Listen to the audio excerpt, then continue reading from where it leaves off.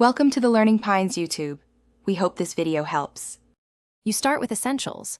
Make sure mobile data is active and Wi-Fi is off if you plan to share cellular. Once done, plug the phone in or keep battery above 20% so the hotspot won't die. This matters because tethering uses radio and CPU power. Now open Settings, then tap Connections. You're beginning the actual path to the hotspot. This step moves you from prep into action. The phone's connections menu centralizes Wi-Fi, Bluetooth, and mobile hotspot controls. You tap Mobile Hotspot and Tethering. This reveals tethering options.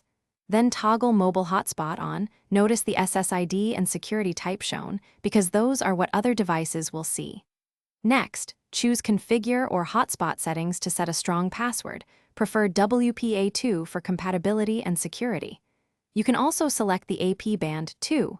4 GHz for range, 5 GHz for speed. Make these choices, now so connected devices, get the fastest, most reliable experience versus leaving defaults.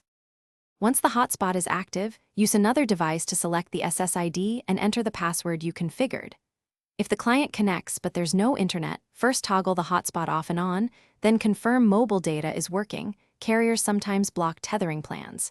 If problems continue, switch the AP band between 2, 4 and 5 GHz or restart your phone. This clears radio conflicts. One key troubleshooting tip: verify your plan allows tethering. Because no config on the phone. Thanks for watching. Consider subscribing if we helped you.